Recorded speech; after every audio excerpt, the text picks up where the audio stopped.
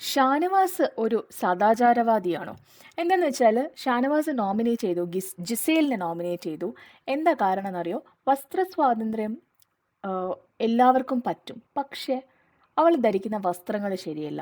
ഈ വസ്ത്ര സ്വാതന്ത്ര്യം എന്ന് പറയുന്ന ഒരു വേർഡിന് ഷാനവാസ് ശരിക്കും മനസ്സിലാക്കിയിട്ടില്ല തോന്നുന്നു.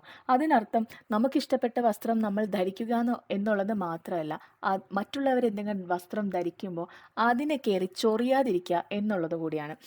എന്താന്ന് വെച്ചാൽ ഇത് ഒരു മോറൽ പോലീസിങ് ആയി മാറുന്നത് എപ്പോഴാണെന്ന് വെച്ചാൽ, ഒരു കൺഫെഷൻ റൂമിൽ അയാളുടെ ഇഷ്ടത്തിന് നോമിനേറ്റ് ചെയ്യാൻ ഫൈൻ. ആഫ്റ്റർ ദാറ്റ് പിന്നെ അതിനുശേഷം ഇന്നലെ അവരുടെ ഡ്രസ്സെല്ലാം വന്നു കഴിഞ്ഞപ്പം അവരൊരു ടോക്കുണ്ടായി. ആ ടോക്കിൻ്റെ സമയത്ത് ഷാനവാസ് ജിസേലിനോട് പറയാണ്, ജിസേൽ ഞാൻ നിന്നെ നല്ലതിന് വേണ്ടിയിട്ട് പറയാണ്. നീ ഇതൊരു മലയാളികൾ കാണുന്ന ഷോയാണ്. ഇതിനകത്ത് നീ ഇങ്ങനെയുള്ള ഡ്രസ്സൊക്കെ ധരിച്ചിട്ടുണ്ടെങ്കിൽ നിനക്ക് വോട്ട് കിട്ടാനും നിനക്ക് ലൈക്ക് കിട്ടാനൊക്കെ പ്രയാസമായിരിക്കും. അപ്പോൾ നിനക്ക് കൂടുതൽ വോട്ടും ലൈക്കും ഒക്കെ കിട്ടണമെന്നുണ്ടെങ്കിൽ നീ വസ്ത്രധാരണം മാറ്റണം.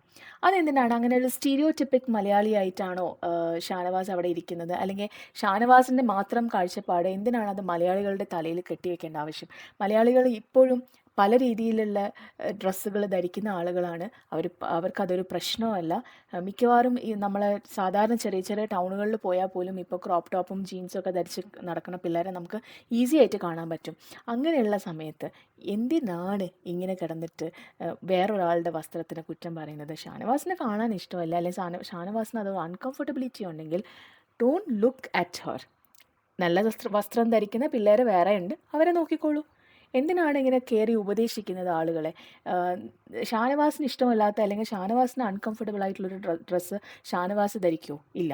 അതുപോലെ ജിസേലിനും അൺകംഫർട്ടബിൾ ആയിട്ടുള്ളൊരു ഡ്രസ്സ് ജിസേൽ ധരിക്കില്ല.